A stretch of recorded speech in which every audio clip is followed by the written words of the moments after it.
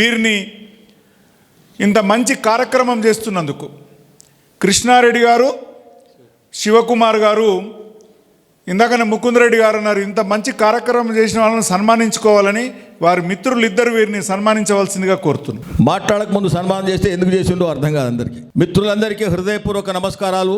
మా బావగారు అచ్యుతారెడ్డి గారు జడ్చర్ల మోడీ అంటారు. నేను ఏమంటారు? జడ్చర్ల మోడీ. ఎన్నో వ్యాపారాలు చేసినాడు, ఎంతో కష్టపడి పైకి వచ్చినాడు, బాగా ఆర్థికంగా గట్టిగా అయినాడు. డబ్బులు సంపాదించేవాడికి ఇది ఒక పిచ్చి.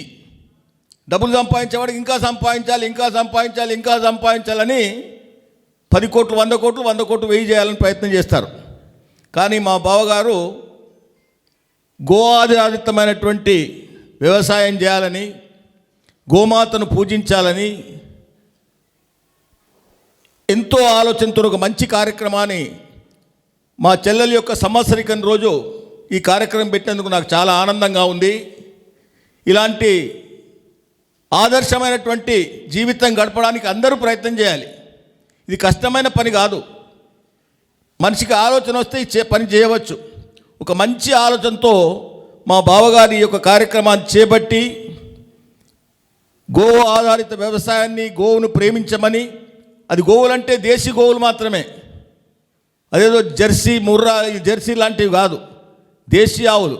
మా తమ్ముడు రవిశంకర్ గారు బ్రహ్మాండంగా ఒక 40-50 ఆవులు దేశీ ఆవులను పెంచుతున్నాడు. దాన్ని అతి త్వరలోనే ఈ జడ్చలలో మంచి గోశాల నిర్మించాలన్నటువంటి ఆలోచనతో మా తమ్ముడు రవిశంకర్ గారు ఉన్నారు.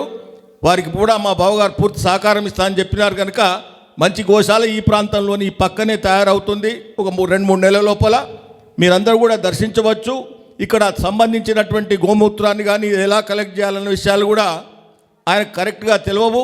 మీరు పెద్దలు ఎవరైనా ఉంటే ఆయన కూడా సహకరించి మంచి గోశాల జడ్చల్లో నిర్మాణం కావడానికి సహకరించాలని కోరుతూ మా బావగారి పాదపద్మములకు నమస్కారం చేస్తూ ఈ చిరు సన్మానం చేస్తున్నాను. దయచేసి మీ యొక్క సమయాన్ని తీసుకున్నందుకు క్షమించవలసిందిగా కోరుతున్నాను. జై గోమాత.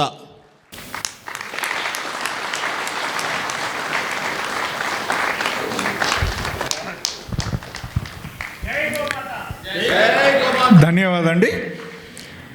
చాలా శుభదినం. పాలమూరు రైతులకందరికీ ఇటువంటి అవకాశం ఇచ్చినటువంటి అచ్యుతారెడ్డి గారిని ఈ విధంగా సన్మానించినందుకు వారికి, వారి మిత్ర బృందానికి ధన్యవాదాలు తెలియజేస్తూ, మరిన్ని అప్డేట్స్ కోసం బ్యాక్ టు రూట్స్ యూట్యూబ్ ఛానల్ని సబ్స్క్రైబ్ చేసుకోండి.